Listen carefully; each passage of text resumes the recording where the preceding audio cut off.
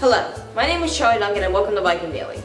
Ms. Wilson has recently taken some students out into Washington, D.C. to learn more about our U.S. government. During their stay, they will see multiple monuments and visit some Supreme Court cases and learn behind those Supreme Court cases. Let's see what that looks like now. What was the trip for? The trip was for students to want to be involved in our government, so that way when they are older they either want to change the government or be a part of it. We went on a field trip to learn more about United States history and to see how our government works up close. The students were participating in the Close-Up program. It's a national government program that brings students from all 50 states and our territories to Washington, D.C. with the idea that they'll be more involved citizens if they get a close-up look at how their government works. How many students came along? There was me and two other students. There would have been four, but one of them wasn't able to make it. This year we had 3. We generally have about 10 or 12. We had a small little group this year though. It was 3 students along with Ms. Wilson. How much did your trip cost? It was $1,700 and that included our airfare, our hotel, all the meals, all of the materials, the admission to everything that we went to, and private chartered transportation while we were there, and 2 banquets and a dance. What monuments did you see? We toured all of Washington, D.C., and they saw all of the memorials for the wars. We saw the Washington Monument, the Thomas Jefferson Memorial, the FDR Memorial, the Dr. Martin Luther King Jr. Memorial. World War II Memorial, Vietnam Memorial, Korean Memorial, U.S. Marines Memorial, and Air Force Memorial.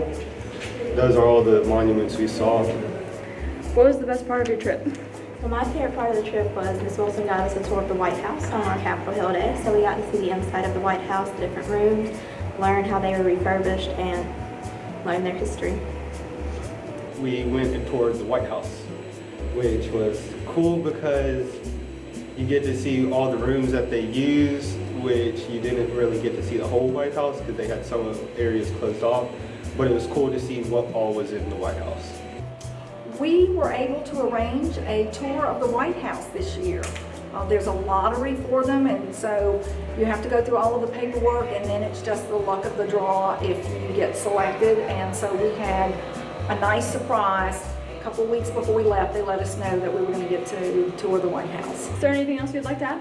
I'd like to add that I would encourage every student who has the possibility to go. You can actually go for free because any money that is donated to going on the Close-Up program is 100% tax deductible for individuals and businesses who donate to your participation. And so citizens are happy to help students who are motivated and want to go and learn about our government. And I have students who go every year, either 100% for free or a large portion of their trip is paid for. So I hope that they'll come and see me and go in the future.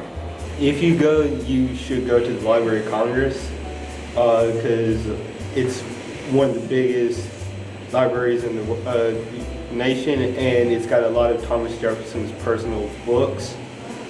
And if you're 16, you can get a reader's card to actually go into it and check out look at books and stuff. It was just a really fun experience to see our nation's government at work, especially during an interesting period, especially during the trials. It was interesting to see everything. Well, that sure seemed like a lot of fun. And underclassmen, don't forget, during your senior year, you can still sign up to go to Washington yourself. Anyway, this is Viking Daily, signing out.